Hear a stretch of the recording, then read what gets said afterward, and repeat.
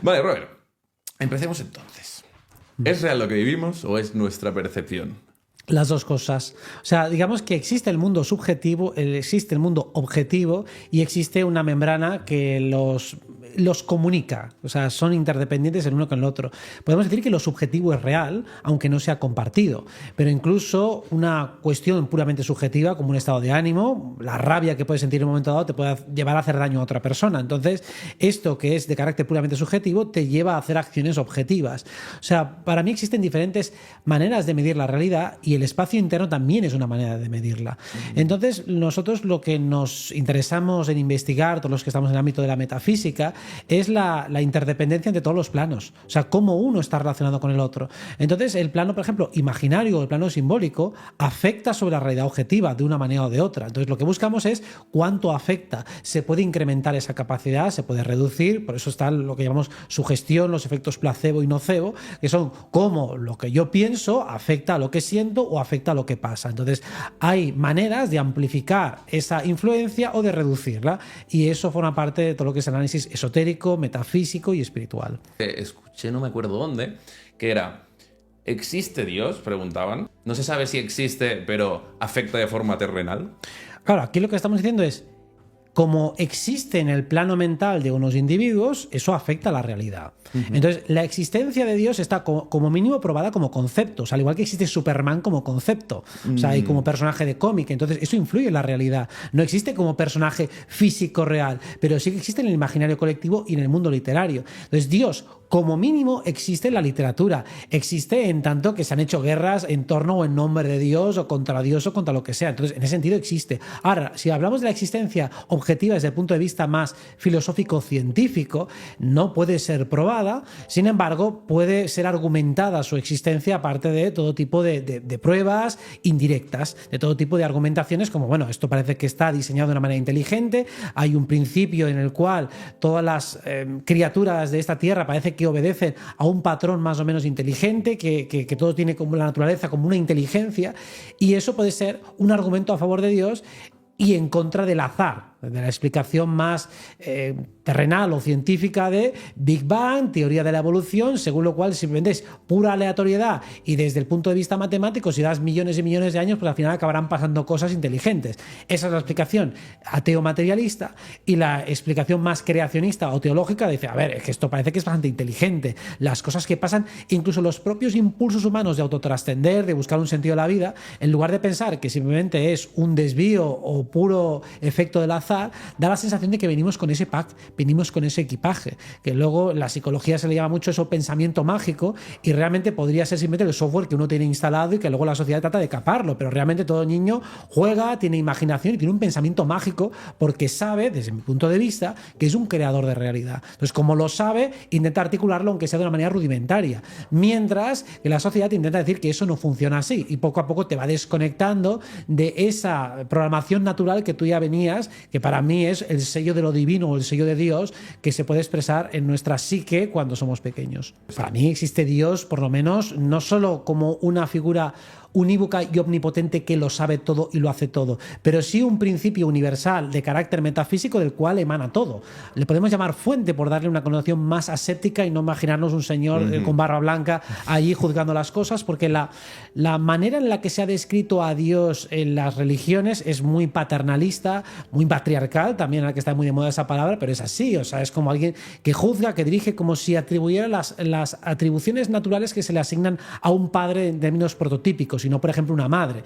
En cambio, el término fuente, que también es el que se utiliza incluso en la propia película Matrix, ¿no? Aunque lo hablen de una manera como un poco arbitraria, ahí tienen el arquitecto, tienen el oráculo, que vendría a ser como las figuras paternales y maternales, y luego tienen la fuente, que es donde Neo se tiene que meter ahí para reiniciar el programa. La fuente vendría a ser el principio que lo emana todo. Y luego sí que tienen que existir deidades intermedias, que son las que generan esta realidad, las que le han ayudado a construirla, las que han ido poniendo todos esos cimientos, que es lo que se habla, de hecho, en todas las metafísicas metafísicas del mundo, que no hay un solo Dios que lo construye todo, porque imagínate que vaya trabajo más bárbaro, sino que hay diferentes subdelegaciones y especialidades, pues como diciendo, uno se ocupa de la vida, otro de la evolución, otro de la involución, otro del karma. Eso parece bastante más lógico teniendo en cuenta cómo funciona esta realidad y cómo funciona la sociedad, porque si estamos como hipótesis hechos a su imagen y semejanza, pues la sociedad que se organiza, cada uno tiene su rol y su función, lo lógico es que en el mundo divino y metafísico, y es así lo que parece, también haya esas divisiones de roles. ¿Qué opinas de los dogmas y cómo se ha utilizado la religión hasta el momento?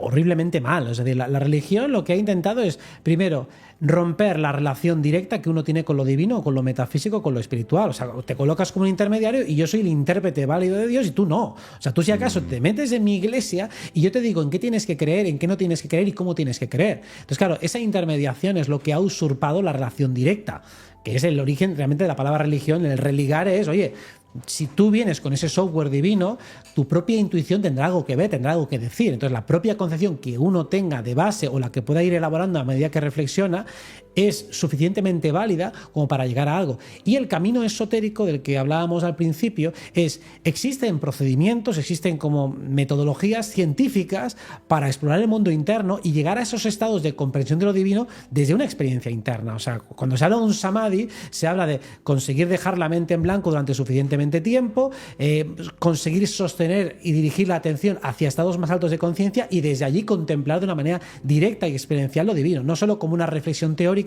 sino como una experimentación. Entonces, claro, los dogmatismos son una politización, es una instrumentalización que hacen seres humanos desde un paradigma del poder de lo divino. Entonces, al final son los que acaban diciendo lo que tienes que creer y lo que no, en lugar de decir, mira, tú crees lo que te dé la gana, yo te doy mi versión, te doy mi argumentación y ya está. Entonces, claro, cuando se da una figura de un Dios, por ejemplo, que es bondadoso, omnipotente, que lo sabe absolutamente todo, pero que lo permite, pero que es bueno, pero que es justo, y a ver, todas esas cosas a la vez no cuadran. Hay 800 contradicciones. Entonces, tiene que ser alguna de ellas, pero todas desde luego que no. Y por eso para mí tiene mucho más sentido lo de las subdivisiones entre diferentes dioses, porque es claro que no puede ser bondadoso y al mismo tiempo que te castigue y que sea justo. Y a ver, justo no es, porque si permite el mal no puede ser justo. Entonces, ¿y acaso está permitiendo el libre albedrío? Si permite el libre albedrío, entonces nos tiene que dejar que nos matemos entre nosotros. Pero no puede serlo todo al mismo tiempo, porque es absurdo y entramos en flagrantes contradicciones. Claro, que va ligado de lo que comentábamos antes de tu esencia, ¿no? Cada uno tiene como las partes correctas o las partes naturales, ¿no? Dentro suyo. Es evidente, por ejemplo, que cuando vamos a los diferentes grupos de animales, pues las directrices o la manera o la cosmología que podía tener una hormiga o un hipopótamo van a ser muy diferentes por una cuestión simplemente de tamaño, de perspectiva, de forma de ver la vida, por organización de sus órganos internos. Pues psíquicamente es como si cada uno fuéramos animales de especies distintas. Entonces, si yo soy, por ejemplo, un pájaro y tú eres, yo qué sé, pues un mamífero, pues evidentemente vamos a tener perspectivas de vida diferentes.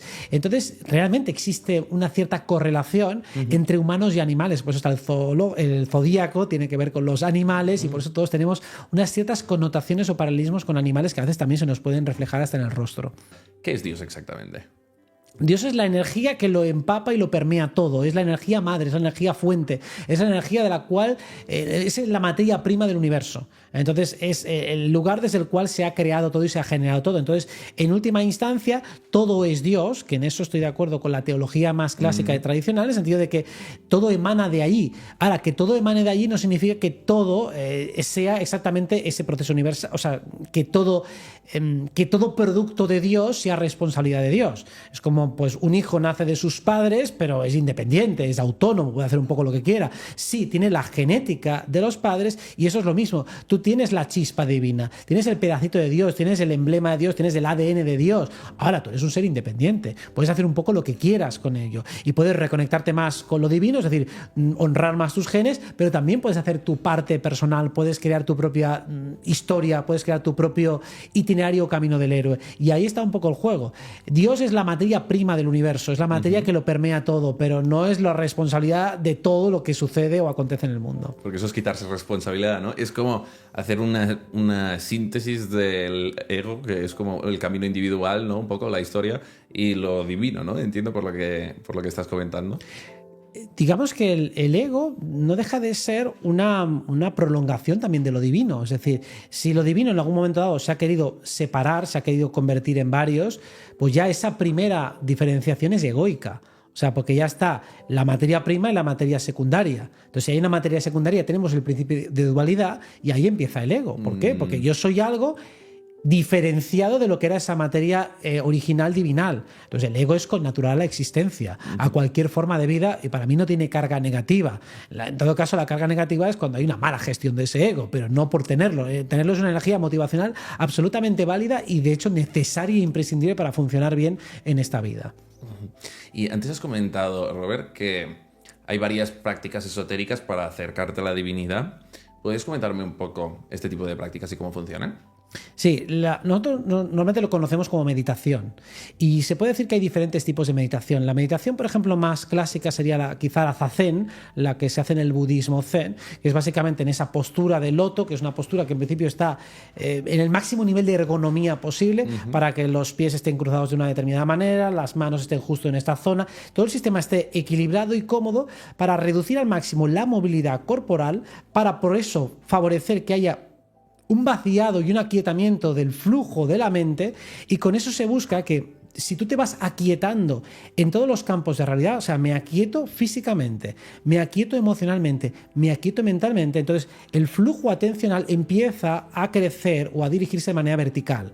O sea, si yo estoy en pensamiento, estoy como oscilando o dando vueltas entre todo lo que circunda mi vida, a nivel psicológico, a nivel emocional, a nivel físico, que si tengo hambre tengo que hacer algo después o hice algo tal. Pero cuando uno está completamente aquietado, entonces la atención empieza a bascular hacia niveles sutiles. Entonces pasa, por así decirlo metafóricamente, al alma. Ahora soy el alma. Ya no soy este cuerpo, porque el cuerpo ya no me da señal. Como está todo tan quieto, tan pausado, tan tranquilo, ya no hay señal del cuerpo, ya no hay actividad. Es como está en reposo, está bien, perfecto. Paso al sistema emocional. El sistema emocional está neutralizado ahora mismo. Ni chicha ni limonada, estoy neutro. Voy al mental. Mental he conseguido pararlo, que es muy complicado, pero he conseguido frenarlo. Entonces, ¿dónde va la atención? Va al alma.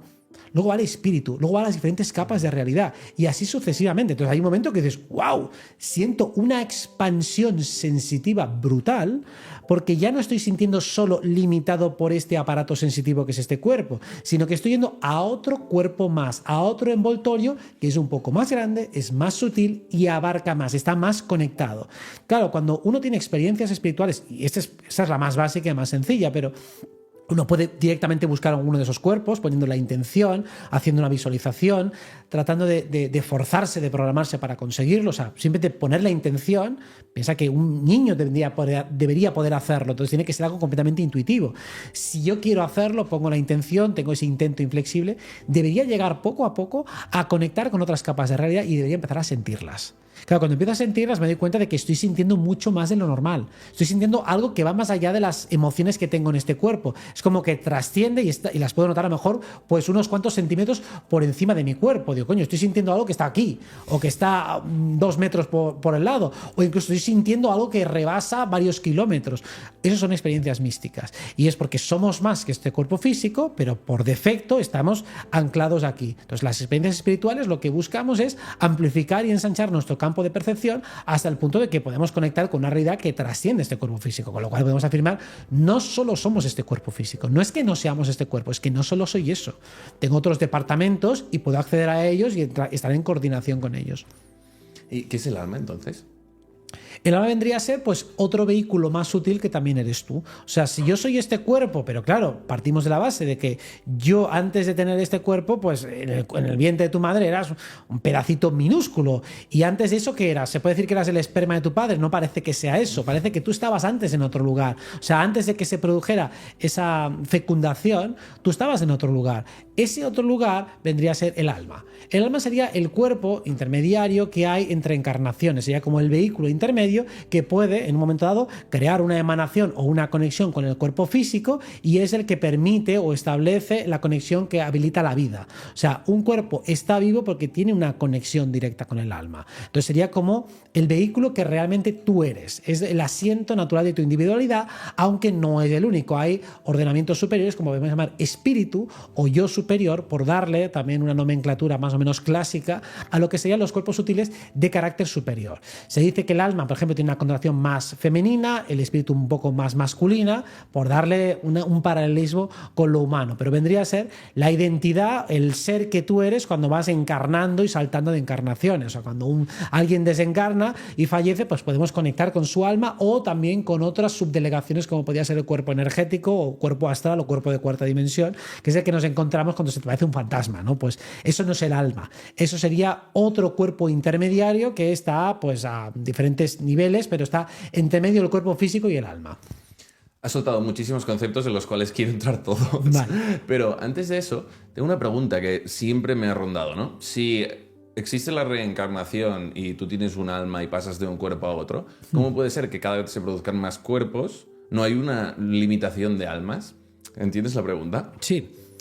Realmente las almas pueden encarnar en lo humano, pueden encarnar en los animales, pueden encarnar de muchas maneras, y aparte que hay espíritus, por así decirlo, que tienen capacidad de desdoblarse en muchísimas almas e ir creando nuevas almas, almas que no tienen por qué encarnarse en lo humano, sino que pueden ir a otros campos de realidad, es decir, que uno no tiene por qué encarnarse aquí en la Tierra, puede encarnarse en otros niveles de realidad y evidentemente no hay contradicción o problema con ello. Es decir, además puedes crearse nuevas almas. Eso no es problema. Al igual que tú puedes crear nuevas vidas humanas o puedes hacer que haya garrapatas por doquier y no hay ningún tipo de problema, también se pueden crear nuevas almas. O sea, no hay un número finito, limitado y ya a partir de esas 20 ya tenemos que ir repitiendo y clonando chinos. Es decir, que realmente pueden crearse nuevas almas. O sea, tampoco hay problema con eso. Vale, o sea, siguen el mismo, no reproducción, ¿no? Pero bueno, que se puede multiplicar del mismo modo que hacemos los humanos. Pues evidentemente sí. Si no, no tendría sentido, ¿no? Es el principal contraargumento que tenía contra la reencarnación.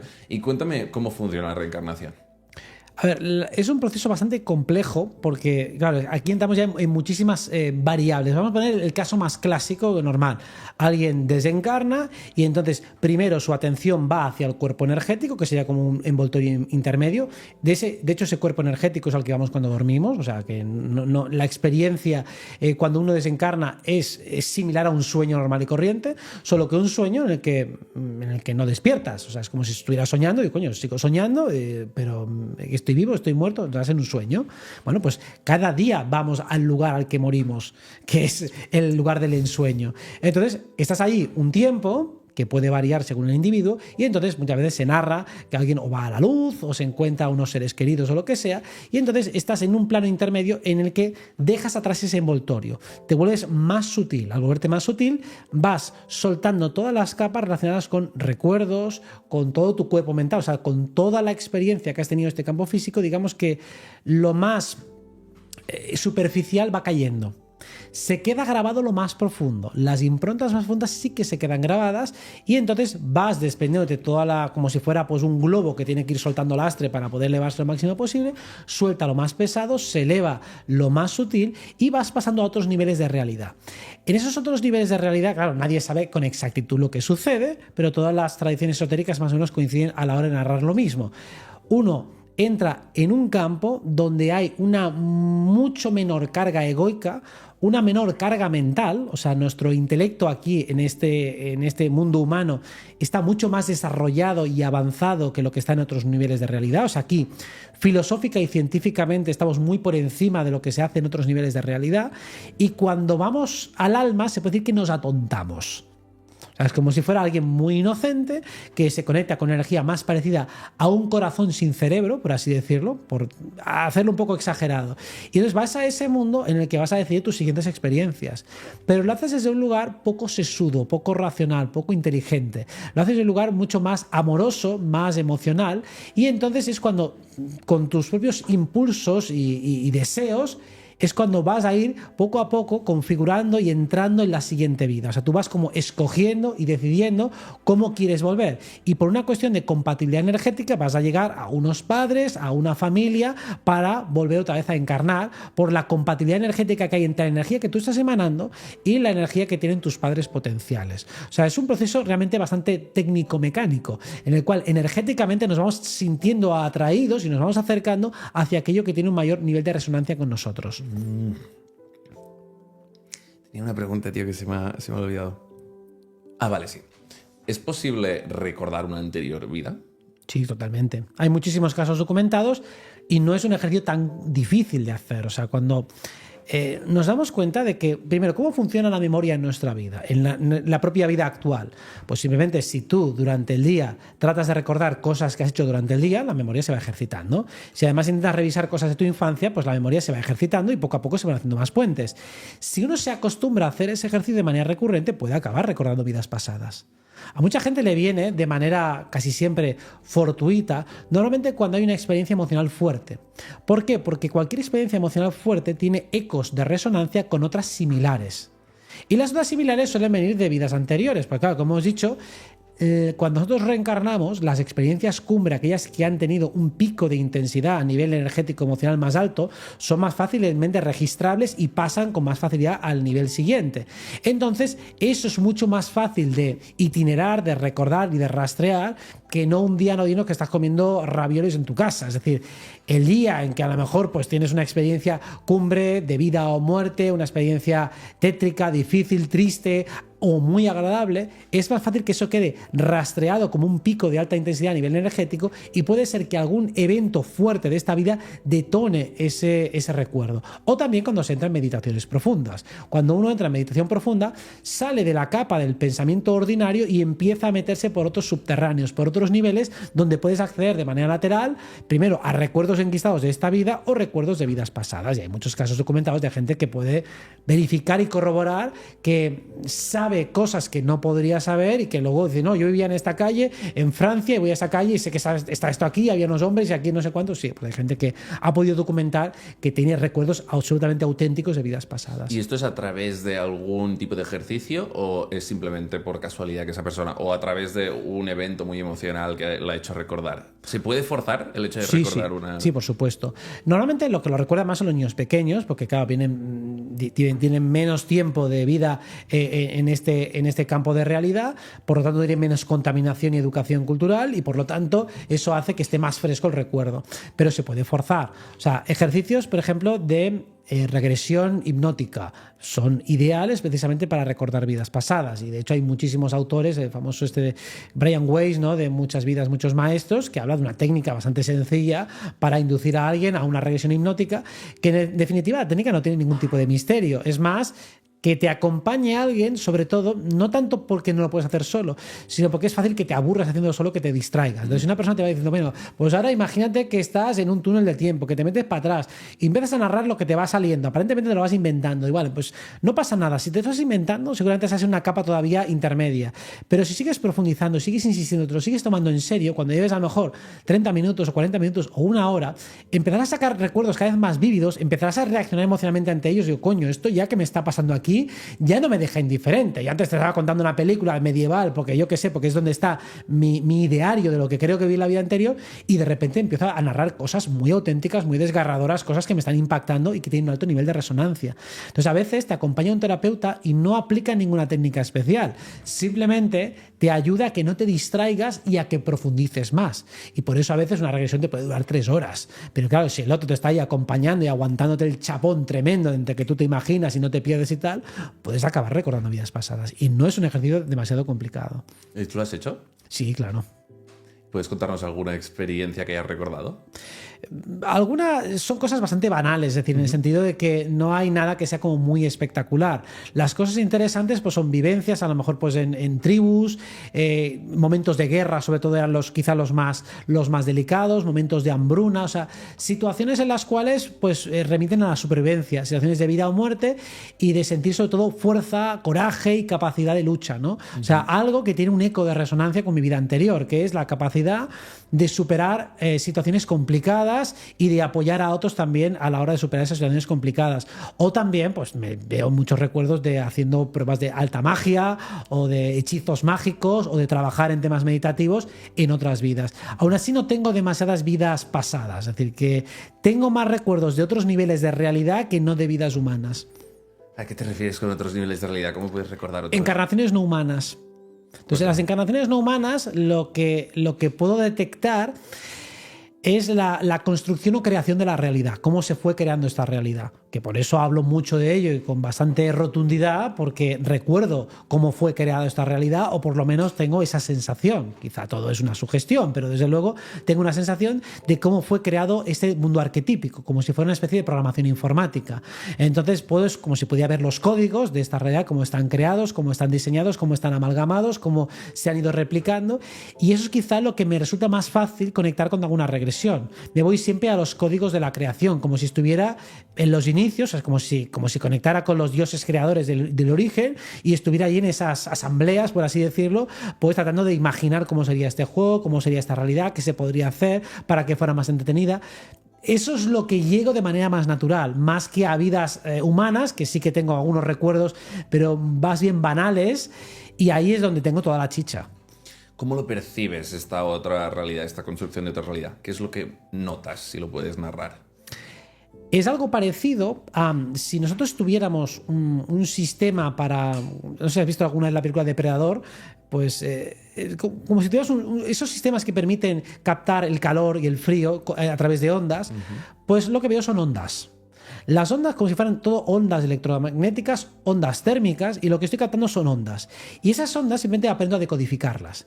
Esta onda significa un plano arquetipal. Si tú ves una onda que tiene una caracterización muy rígida, eso sabes que va a tener que ver con el mundo sólido, con el mundo físico, porque tiene tendencia a densificarse, porque esas líneas rectas lo que hacen es que las cosas se plasmen y se haga lo que nosotros llamamos realidad. Pero si una onda es mucho más oblicua, es mucho más lateral, es mucho más suave, es mucho más armoniosa, eso va a estar en un plano más sutil, como puede ser el plano de los pensamientos. Luego, dentro de los pensamientos, si tenemos ondas rígidas, serán pensamientos más de acción o más agresivos. O sea, básicamente yo lo veo y lo siento todo como un código de ondas. Entonces, cuando voy a esos niveles de realidad, es como veo las ondas originales, como se fueron fraguando, como se fueron creando, como si fuera al final, metes en una sopa y vas haciendo juegos con la cuchara y vas haciendo que haya calor y metes tal. Es como si fuera esa sopa original y fuera viendo cómo se fue fabricando, poniendo todos los componentes, mezclándolos, haciendo pruebas, experimentos, viendo esto pasa cuando se pude, cuando dejas mucho rato, cuando dejas poco, y lo pasas todo a cámara súper rápida y vieras todos los experimentos, todo el ensayo error que se ha ido haciendo en las diferentes matrices de esta realidad, y finalmente vieras, pues bueno, cuando encarnas en uno de estos, tienes que hacerlo pasar por una serie de embudo, el cubo de Saturno que se llamaría, por esa estructura cuadrangular. Para que las cosas cuadren, pero tiene que tener unas reglas. Las reglas son esas líneas rectas que constituyen el tejido de la realidad. Encuentro la metáfora de cómo se estudia el cerebro actualmente, ¿no? Que se miden las ondas y no se puede entrar dentro y ver lo que está pasando, simplemente se interpreta, ¿no? Cuando hablas sobre esto, se ilumina esta parte y a partir de ahí sacas una lógica y encuentro esa analogía. Es lo mismo. Y ¿hay algo que determine en qué te vas a reencarnar? ¿Puedes hacer algo para elegir tú dónde vas a ir, qué cuerpo vas a utilizar? El nivel de elección, desde mi punto de vista, es bastante más alto de lo que se dice.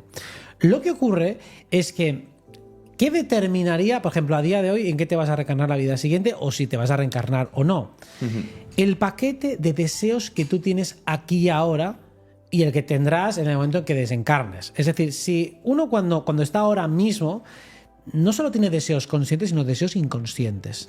O sea, estamos articulados por un conjunto de pulsiones y personajes, y si hay deseos que están famélicos, que están hambrientos, que tienen ganas de satisfacerse, en cuanto se deshagan los envoltorios psíquicos y capas mentales que tienes ahora mismo y que los están conteniendo, saldrán a lo bestia. Es como si de repente digo, no, yo ahora no tengo hambre, vale, ahora te quito una serie de inhibidores que puedes tener de hambre y tienes de repente un hambre voraz. ¿Serías capaz de contenerte si te empieza a poner comida por aquí? Seguramente no te contendrás nada, o sea, te pondrás a comer a lo bestia porque de repente te da un hambre espectacular. Pues eso es básicamente lo que pasa en el proceso de reencarnación. Todos los deseos que tú ahora mismo los puedes maquillar, relativizar, reprimir, fingir que no lo tienes. No, me da igual esto, si yo lo tengo trascendido, de repente te quito el inhibidor mental, te quito el inhibidor ético y moral, te lo amplifico y te pongo el anzuelo delante, reencarnas como un subnormal, pero directo, porque no te puedes controlar absolutamente nada. Vale. Entonces, ¿qué ocurre? Que uno realmente, claro que escoge y decide, porque yo a lo mejor quiero ser el mejor en lo que sea, jugador de básquet, o quiero tener una vida tranquila porque la última ha sido muy estresante. Perfecto, tendrás una vida aburridísima, pero porque realmente eso es lo que querías. Y luego, ¿qué pasa? Cuando lo tienes, te puedes arrepentir, que es lo que pasa prácticamente en todas las encarnaciones y lo que vemos a día de hoy. ¿Cómo Uno te encarna por unos motivos, esos motivos se cumplen, por supuesto, pero luego te encuentras otra serie de problemas que van aparejados a esos motivos. Es como decir, oye, quiero unos padres que me dejen en paz. Luego estás media vida haciendo terapia porque tus padres te abandonaron. O sea, pero tú decidiste que te dejaran en paz porque la anterior a lo mejor tuviste unos padres pesadísimos y tocapelotas, ahora quieres lo contrario y de repente tienes una herida de abandono de la leche. Digo, realmente lo pediste tú, pero claro, tú no pediste las externalidades y los problemas que te da. Tú solo quieres, porque si yo tengo hambre y quiero comer, digo, hostia, después que tengo tripa estoy gordo. Digo, pues te jodes. Tú querías comer, no has pensado en las consecuencias porque en ese momento no tienes capacidad, como decíamos, de pensar tanto en las consecuencias. Solo las almas que están más trabajadas, y más trabajadas significa que han sido capaces de unir mente y corazón en esta vida al nivel lo suficientemente fuerte como para que cuando yo estoy captando mi corazón, eso no ciegue mi cerebro. Si yo consigo que mi mente y mi corazón más o menos empiecen a establecer diálogos y puentes, cuando yo estoy en ese plano de encarnación, yo puedo decir, tengo hambre, pero no voy a comer cualquier cosa. Tengo hambre, pero yo quiero esta dieta. Tengo hambre, pero me gustaría nutrirme de esta manera, porque tengo capacidad para refrenarme y para contenerme. Si una persona no ha hecho eso durante su vida, eso es lo que podemos llamar de manera vulgar nivel de conciencia, cuando llegue ahí será un caballo desbocado, o sea, se dejará llevar por cualquier impulso y no tendrá más mínimo nivel de control. Por eso el autocontrol tiene que diseñarse en esta vida y sobre todo la armonización entre parte hemisferio derecho y hemisferio izquierdo cerebral, es decir, entre la parte femenina y masculina, para que cuando yo soy emocional no me convierta en alguien irracional y que cuando yo sea racional no me convierta en un psicópata, sino que sea capaz de unir los dos al mismo tiempo.